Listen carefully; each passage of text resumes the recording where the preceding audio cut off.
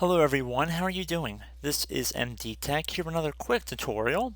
In today's video, I'm going to show you guys how to resolve if you're getting an iTunes error 3194 on your Windows computer, perhaps when you're trying to install the software. So this should be a fairly quick tutorial and we're going to jump right into it. So you want to start by left clicking on the start button, type in File, Explore, Options. Best match that comes up should say File, Explore, Options. Left click to open that up. And now you want to left click on the View tab right here or next to General. And underneath Hidden Files and Folders, you want to select Show Hidden Files, Folders, and Drives. So left click inside the circle to fill it in, and then proceed to left click on Apply and OK.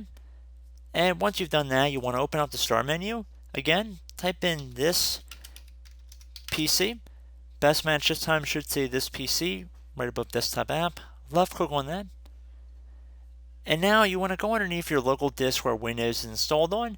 There will likely be a little Windows icon immediately next to it, indicating that that's where Windows is. You want to double click on it to open it up. And now you want to double click on the Windows folder.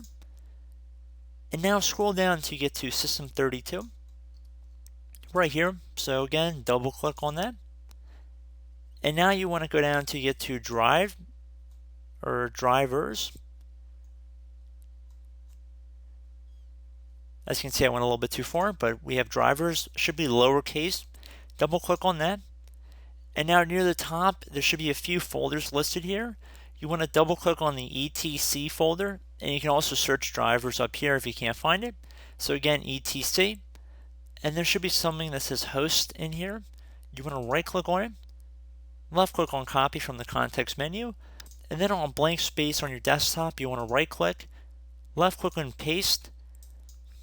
Now on the file on our desktop, you want to double click on it. It's going to ask how you want to open this file. Left click on Notepad, and then left click on OK. And now if you see anything in this Notepad file that says anything about Apple down near the bottom, you want to delete it, and you want it to resemble something that appears like how it does on my screen. So if there's anything that says like apple.com or anything, you want to delete it. And then once you've done that, click on File and Save.